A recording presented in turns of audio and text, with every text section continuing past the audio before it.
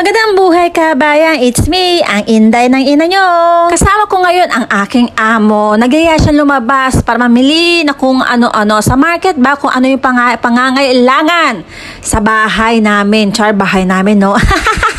Hindi ko alam kung anong pangalang mall ito eh. Basta pumasok kami doon, tapos nagpunta kami doon, tapos ayan na nga, nandyan na nga kami.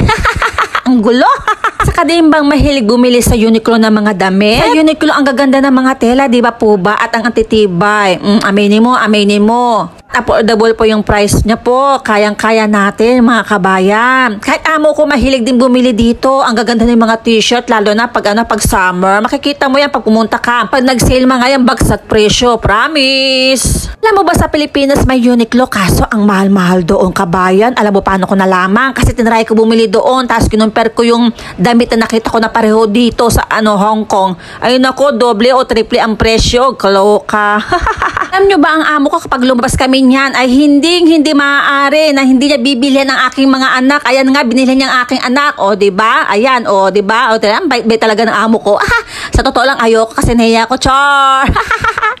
Balak nga sana ako bilhan, kasi sabi ko wag muna ka, ako gusto ko yung pang summer. Char! Dito kabayan, grabe, dito talaga ako namangha para akong galing bundok. Char! Hindi ko alam, ganito na pala magbayad dito. Yung ilalagay mo lang ito sa machine, tapos ayun na nga. Na-amaze ako, kabayan, kaya binidyo ko kaya ito. Talaga nagulat ako. Wow, sabi ko, paano kaya nalaman ng machine ito na dalawang pirasong ito? O, tignan mo. Ang bongga-bongga yung cashier, oh, 'di ba? Hindi na kailangan ng tao, kahit ano ba tawag dito? Machine na siya. So pagkatapos namin diyan sa Uniqlo, ayan, dumiretso na kami. Sa market, bumili na kung ano-ano na, kung ano mga kailangan na pagkain sa bahay, mga itlog at kung ano-ano pa katulad niyan, yung ano mo, alam mo na 'yon. Ito pala kabayan, City Store pala to, sa sa may Shatin area, ganun 'yon. Tingnan nyo kabayan, pahaba yung kamatis. Iba't ibang klaseng kamatis. O, diba? Bongga. O, parang sa Pilipinas, meron yun, yung parang ang tawag doon, yung squash. Squash ba tawag doon? Pumpkin.